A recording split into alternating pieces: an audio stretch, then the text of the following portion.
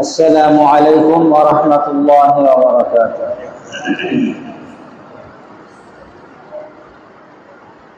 الحمد لله نحمده ونستعينه ونستغفره ونعوذ بالله من شرور أنفسنا ومن سيئات أعمالنا ونشهد أن لا إله إلا الله وحده لا شريك له ونشهد أن سيدنا وسندنا وحبيبنا وطبيبنا ومولانا محمدا عبده ورسوله أرسله بالحق بشيرا ونذيرا وداعيا إلى الله بإذنه وسراجا وقمرا منيرا.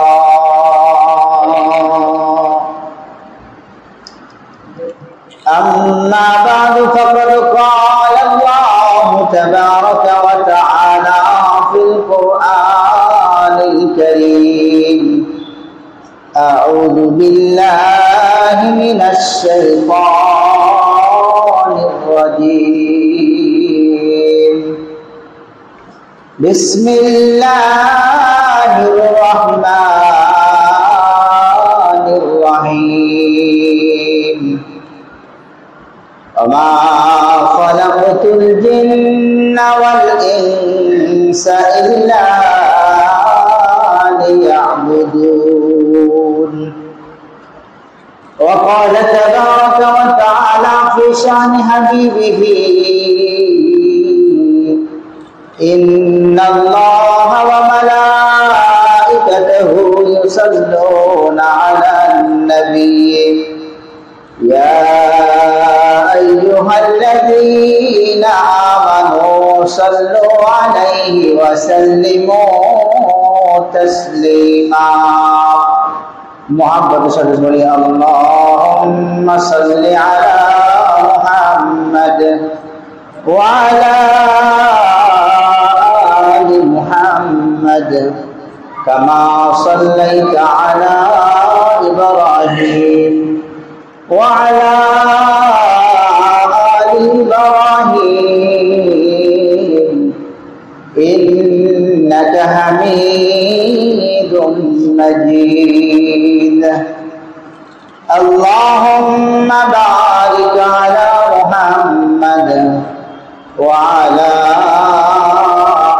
آل محمد كما باركت على إبراهيم وعلى آل إبراهيم إنك حميد مجيد. সমস্ত তারিফ ও প্রশংসা সে মহান রব্বুল আলামিনের দরবারে, যে মহান রব্বুল আলামিন আজকে পবিত্র জুমার দিনে দুনিয়াবী সমস্ত কর্ম থেকে ফারেক করে তিনার মহান বড় হুকুম আদায়ের লক্ষ্যে পবিত্র ঘর মসজিদে আসার সুযোগ দান করেছে। এজন্য সকলে দিল থেকে শুকরিয়া দান করি আলহামদুলিল্লাহ।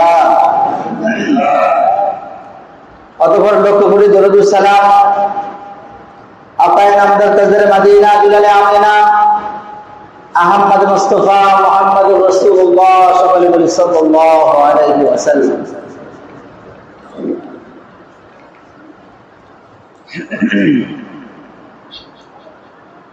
আল্লাহ পাক রব্বুল আলামিন যা কিছু সৃষ্টি করেছেন, এই সব কিছু সৃষ্টির পিছনে লক্ষ্য উদ্দেশ্য আছে। উদ্দেশ্য ছাড়া কোনো কাজ আল্লাহ পাক রব্বুল আলামিন করেন নাই। প্রত্যেকটি সৃষ্টির পিছনে লক্ষ্য এবং উদ্দেশ্য রয়েছে, এবং আমরা জানি লক্ষ্য উদ্দেশ্য ছাড়া যদি কোনো ব্যক্তি কোনো কাজ করে থাকে, এমন কিছু কাজ করে যার কোনো লক্ষ্য উদ্দেশ্য নাই, আমরা জানি সে পাগল। আমরা কি জানি? উদ্দেশ্য ছাড়া, লক্ষ্য ছাড়া যদি কোনো ব্যক্তি কাজ করে থাকে তাহলে বুঝতে হবে সে পাগল। আর তার কাজের পিছনে যদি লক্ষ্য উদ্দেশ্য থাকে তাহলে তাকে কেউ পাগল বলবে না। তার মানে হলো আল্লাহ পাক রব্বুল আলামিন আমাদেরকে যে সৃষ্টি করেছেন তার পিছনে লক্ষ্য উদ্দেশ্য রয়েছে। আমরা কেন দুনিয়াতে আসছি, দুনিয়াতে আসার পিছনে আমাদের লক্ষ্য উদ্দেশ্য কি, এই দুনিয়ায় আমরা কেন আসলাম। এখানে হাদিসের মধ্যে আল্লাহ রাসূল সাল্লাল্লাহু আলাইহি ওয়াসাল্লাম বলেছেন, আমাদের লক্ষ্য উদ্দেশ্য আর আমাদের যে টার্গেট, এটাকে সামনে রেখে যদি আমরা কাজ করি তাহলে আল্লাহ রাসূল বলেছেন সে হলো সবচাইতে জ্ঞানী এবং বুদ্ধিমান। সবচাইতে জ্ঞানী আর কি? বুদ্ধিমান। আর যদি আমি কেন আসছি এটা যদি আমি ভুলে যাই, আমার সৃষ্টির লক্ষ্য উদ্দেশ্য যদি আমি ভুলে যাই, তাহলে দুনিয়ার বুকে সবচেয়ে বড় নাদান আর মূর্খ হলো আমি। আমার সে নাদান, আমার সে বেওকুফ, আমার সে বোকা এই পৃথিবীর বুকে আর কেউ নেই। কারণ আমি আমার লক্ষ্য উদ্দেশ্য ভুলে গেছি। আমার যে লক্ষ্য সেটা আমি ভুলে গেছি। আল্লাহ পাক রব্বুল আলামিন বলেছেন, ওয়া মা খালাকতুল জিন্না ওয়াল ইনসা ইল্লা লিয়াবুদুন। জিন ইনসানকে কেবলমাত্র তারই ইবাদতের জন্যই সৃষ্টি করা হয়েছে। আমাদেরকে কেন সৃষ্টি করা হয়েছে? শুধুমাত্র আল্লাহর ইবাদতের জন্যই সৃষ্টি করা হয়েছে। এই কথা আমরা সকলেই জানি। ওয়া মা খালাকতুল জিন্না ওয়াল ইনসা ইল্লা লিয়াবুদুন, এর যে বাংলা তরজমা এটা আমরা সকলেই জানি বা বুঝি। আমাদেরকে সৃষ্টি করার উদ্দেশ্যই হলো তার ইবাদত করা। এখন প্রশ্ন হলো, আল্লাহ আমাদেরকে একমাত্র শুধুমাত্র তারই ইবাদতের জন্যই সৃষ্টি করেছেন, তাহলে আমরা তার ইবাদত বাদ দিয়ে আমরা খানাফিনা করি কেন, পেশাব পায়খানা করি কেন, চাকরি করি কেন, ব্যবসা বাণিজ্য করি কেন, চাষাবাদ করি কেন, সংসার করতেছি কেন?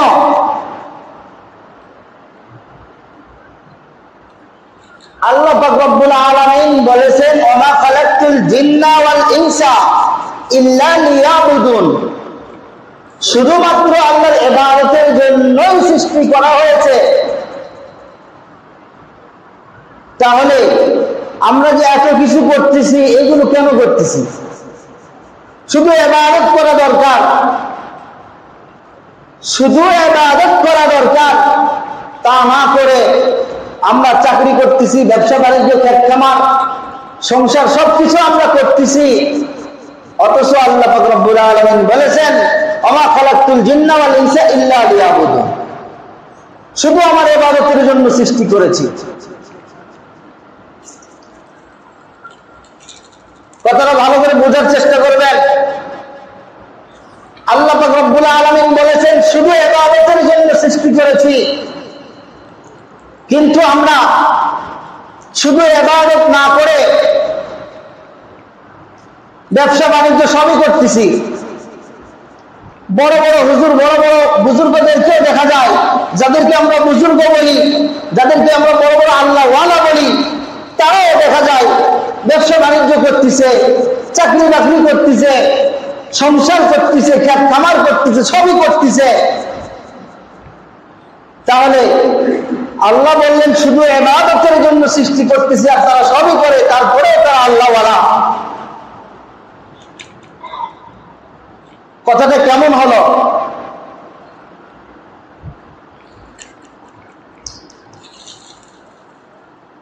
একটা উদাহরণ দেই।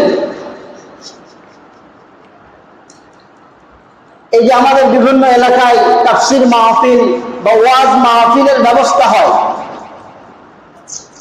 এই ওয়াজ মাহফিলে বা তাফসীর মাহফিলে উদ্দেশ্য হলো তাফসীর করা। উদ্দেশ্য কি? তাফসীর করা বা ওয়াজ করা। দেখা যায় সেখানে বিশাল প্যান্ডেলের আয়োজন করা হয়েছে, লাইটিং করা হয়েছে, মাইকিং এর ব্যবস্থা করা হয়েছে, স্টেজ তৈরি করা হয়েছে, অনেক কিছু করা হয়েছে। এগুলো কোনো কিছুই উদ্দেশ্য নয়। স্টেজ তৈরি করা উদ্দেশ্য নয়, মাইকিং করা উদ্দেশ্য নয়, লাইটিং উদ্দেশ্য নয়, বিছানা বিছিয়ে দেওয়া উদ্দেশ্য নয়, সামিয়ানা লটকানো উদ্দেশ্য নয়। উদ্দেশ্য হলো তাফসীর করা। তাহলে যেহেতু উদ্দেশ্য তাফসীর করা, সুতরাং আমি যে সামিয়ানা লটকাইছি, এই সামিয়ানা লটকানোর দ্বারা আমার কি কোনো সওয়াব হবে না? আমি যে লাইটিং এর ব্যবস্থা করেছি, কোনো সওয়াব হবে? আমি যে স্টেজ, আমি যে মাইক লটকাইছি, এতে কি কোনো সওয়াব হবে? অবশ্যই সওয়াব হবে। কেন সওয়াব হবে? আমার উদ্দেশ্য হলো তাফসীর করা, ওয়াজ করা। আমার উদ্দেশ্য মাইক লটকানো নয়, আমার উদ্দেশ্য লাইটিং নয়, আমার উদ্দেশ্য বিছানা বিছানো নয়। এইগুলো যে আমি করলাম, কেন করলাম? আমি এই সব কিছু করার উদ্দেশ্য হলো আমার তাফসীরের, আমার ওয়াজের সুবিধার্থে। কিসের জন্য? আমার তাফসীর মাহফিলের সুবিধার্থে আমি মাইক লটকাইছি, আমার তাফসীর মাহফিলের সুবিধার্থে আমি লাইটিং করেছি, আমার তাফসীর মাহফিলের সুবিধার্থে আমি বিছানা বিছাইছি। তাহলে ঠিক যেমন ভাবে ওয়াজ মাহফিল আর তাফসীর মাহফিলের এই প্রাসঙ্গিক যে বিষয়গুলি, এইগুলি যেমন আমার ইবাদতের মধ্যে গণ্য হবে, সওয়াবের কারণ হবে, ঠিক তদ্রূপ ভাবে আল্লাহ পাক রব্বুল আলামিন যে আমাকে সৃষ্টি করেছেন একমাত্র ইবাদতের জন্যই, একমাত্র ইবাদতের জন্যই আমাকে সৃষ্টি করেছেন। তাহলে আমি যে ক্ষেত খামার করতেছি, আমি যে ব্যবসা বাণিজ্য করতেছি, আমি যে চাকরি করতেছি, এই সবগুলি আমি কেন করতেছি? আমার ইবাদতের সুবিধার্থে। কেন করতেছি? ইবাদতের সুবিধার্থে। এইটা যদি আমাদের নিয়ত না থাকে, এই নিয়ত যদি আমাদের না থাকে তাহলে আমাদের ইবাদত হবে না। সবগুলি ইবাদতের মধ্যে গণ্য হবে। আল্লাহ পাক রব্বুল আলামিন ইবাদতের জন্যই সৃষ্টি করেছেন। তাহলে আমার খাওয়া দাওয়া, আমার পোশাক পরিচ্ছদ, আমার চাকরি, আমার ব্যবসা, আমার ক্ষেত খামার, আমার পেশাব পায়খানা সব কিছুকে ইবাদত বানাইতে হবে। সব কিছুকে ইবাদত বানাইতে হবে, যেহেতু আল্লাহ ইবাদতের জন্যই সৃষ্টি করেছেন। সুতরাং এই সব কিছুকে ইবাদত বানাইতে হবে। কিভাবে ইবাদত বানাবো? যখন এসব কিছুর পিছনে আমার লক্ষ্য উদ্দেশ্য থাকবে ইবাদত। আমি চাকরি করি কেন? আমি চাকরি করলে সেখান থেকে যে পয়সা পাবো, সেখান থেকে যে আমার ইনকাম হবে, এইটা দ্বারা আমি সুন্দর খাইতে পারবো, আমার পরিবারদেরকে আমি সুন্দর খাওয়াইতে পারবো, পড়াইতে পারবো, যার দ্বারা তার শরীর ঠিক থাকবে এবং আল্লাহর ইবাদত করতে সুবিধা হবে। আল্লাহর ইবাদত করতে সুবিধা হবে, নামাজ পড়তে সুবিধা হবে। আমার যদি ইনকাম না থাকে, আমি যদি 24 ঘন্টা না খেয়ে থাকি, তারপরে আমি নামাজ পড়তে আসি, দেখি আমার নামাজের কি অবস্থাটা হয়। আমার নামাজ সঠিকভাবে আদায় করতে আমি পারবো না, কারণ আমার শরীরের অবস্থা খারাপ। এই জন্য আমার লক্ষ্য উদ্দেশ্য থাকবে ইবাদত। আমি ব্যবসা বাণিজ্য করতেছি, উদ্দেশ্য ইবাদত, যাতে এই ব্যবসা বাণিজ্যকে আমি ইবাদতটা সঠিকভাবে করতে পারি। আমি ক্ষেত খামার করতেছি, এজন্য যাতে করে ক্ষেত খামার করে আমি আল্লাহর ইবাদতটা সঠিকভাবে করতে পারি। এসব কিছুর পিছনে লক্ষ্য উদ্দেশ্য আল্লাহর ইবাদত। যেহেতু আল্লাহ ইবাদতের জন্য সৃষ্টি করেছেন, কিসের জন্য সৃষ্টি করেছেন? ইবাদতের জন্য সৃষ্টি করেছেন। সুতরাং আমি যাই করব, আমার সব কিছু করার পিছনে লক্ষ্য উদ্দেশ্য থাকতে হবে যে এইসব কিছু আমি করতেছি যাতে ইবাদত করা আমার জন্য সুবিধা হয়, ইবাদত করা আমার জন্য সহজ হয়, নামাজ পড়া আমার জন্য সহজ হয়। এটার নামই হলো ইবাদত। আমার খাওয়া দাওয়া, পেশাব পায়খানা সব কিছু আমার ইবাদত হবে। সব কিছু আমার ইবাদত হবে যদি আমার উদ্দেশ্য ঠিক থাকে।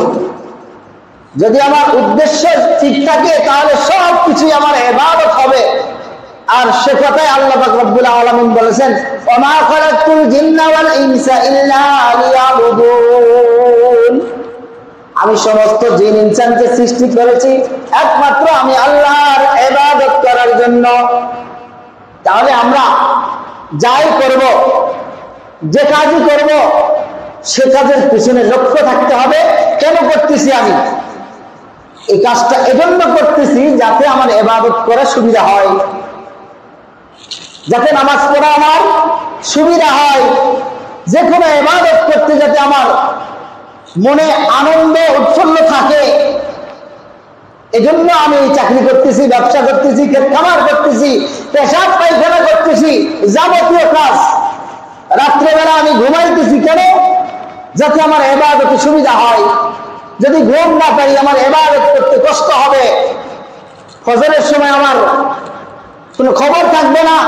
যদি আমি ঠিক মতো ঘুম না পারি তাহলে আমার ঘুমটাও ইবাদত। আমি যে ঘুম পাচ্ছি, ঘুমটাও আমার কি ইবাদত। কেন? আমি ইবাদতের উদ্দেশ্যেই ঘুম পাচ্ছি। ইবাদত যাতে আমার সুবিধা হয় সেজন্যই আমি ঘুম পাচ্ছি। ওয়াজ মাহফিলে যেমন ওয়াজ মাহফিল উদ্দেশ্য, ওয়াজ করলে সওয়াব হয়, ওয়াজ শুনলে সওয়াব হয়, তো এই ওয়াজ মাহফিলের যেমন সুবিধার্থে লাইটিং এর ব্যবস্থা করা হয়েছে, মাইকিংয়ের ব্যবস্থা করা হয়েছে, তো এটা করলে যেমন সওয়াব হচ্ছে, ঠিক আমি ঘুম পাচ্ছি উদ্দেশ্য যাতে আমার ইবাদতে কোনো ব্যাঘাত না ঘটে, আমার ইবাদত যাতে আমি সঠিকভাবে করতে পারি, এই উদ্দেশ্যে আমি ঘুম পাচ্ছি। তাহলে আমার ঘুম পাড়াটাও ইবাদত। ঘুম পারলেও আমার আমল নামায় সওয়াব লিখিত হচ্ছে। এজন্য আল্লাহ পাক রব্বুল আলামিন আমাদেরকে সৃষ্টি করেছেন তার ইবাদতের জন্য। এজন্য আমরা দুনিয়াতে যা কিছু করব আমার সব কিছু যেন ইবাদতের মধ্যে গণ্য হয়, সেইভাবেই লক্ষ্য উদ্দেশ্য রেখে আমাকে কাজ করতে হবে। আল্লাহ পাক রব্বুল আলামিন কথাগুলো সঠিকভাবে বুঝিয়ে আমল করার তৌফিক দান করুন। সকলে বলুন আল্লাহুম্মা আমিন।